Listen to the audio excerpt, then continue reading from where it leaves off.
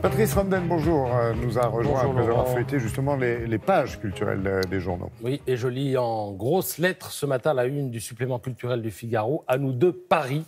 Et c'est Al Pacino qui parle ainsi. Alors je me dis, tiens, événement.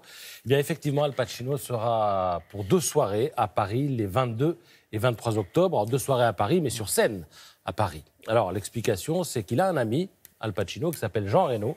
Et cet ami lui a présenté le co-directeur du Théâtre de Paris, Richard Caillard, ainsi que Laurent Morlet, qui est le collaborateur de Reno aux États-Unis. Et tous deux ont assisté à une pièce de théâtre à New York. Ils sont immédiatement après la pièce allés voir Al Pacino en coulisses et ils lui ont proposé de venir à Paris. Et l'autre a répondu quasiment sans réfléchir, mais bien sûr, comme si c'était tout naturel. Il y a le problème de la langue, tout ça. Bon, voilà. Alors, c'est pas une pièce qu'il va proposer à Paris, Al Pacino, c'est une conférence spectacle. Alors, de quoi s'agit-il? Alors, c'est un spectacle où il y a une grosse part d'improvisation. C'est un spectacle qui est en fait pas le même chaque soir. Et si j'ai bien compris, il va emprunter à certaines pièces qu'il a jouées ou à certaines scènes de films qu'il a tournées et il va en faire un spectacle plus ou moins interactif avec le public. Il sera peut-être même, puisqu'il improvise, question de baseball, puisqu'on apprend dans l'interview qu'il accorde au Figaro ce matin qu'il voulait être joueur professionnel de baseball. J'ai vite compris que ça ne serait pas possible, dit-il. Donc, du coup, jouer était un second choix. Qu'est-ce que ça aurait été s'il avait pu faire du baseball en premier choix, hein, parce qu'il joue pas mal. Quand même, Il joue très bien. Voilà. Mais c'est vrai qu'il a tâté de la batte, comme on dit dans certains films. Dans certains films. Où il était question de mafia notamment. Alors, la question qu'on se pose en français ou en anglais? Parce que sur une scène parisienne, alors j'ai finalement la réponse à la fin de l'article dans le Figaro. Il va jouer en anglais.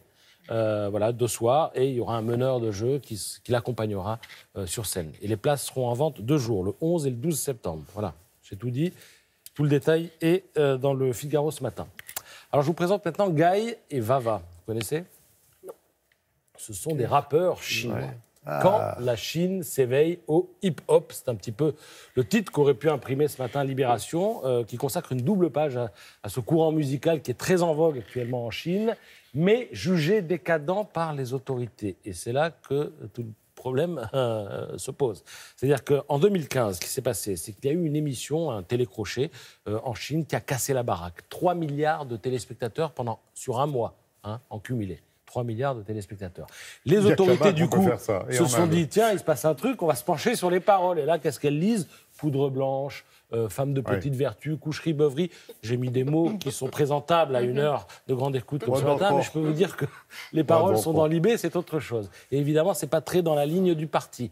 Donc, du coup, il a fallu que certains rappeurs fassent des excuses publiques à la télévision, sur leur compte Twitter, dans la presse. Certains ont quasiment disparu de la circulation.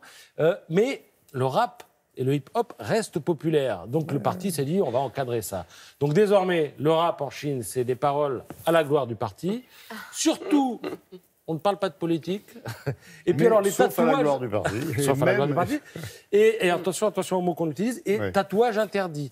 Une directive qui, d'ailleurs, dépasse les frontières du divertissement, puisque les joueurs de la sélection de foot chinoise ont été contraints de recouvrir leurs tatouages avec des bandes de couleur chair lors d'une rencontre face au Pays de Galles. Et désormais, les paroles du rap chinois, c'est...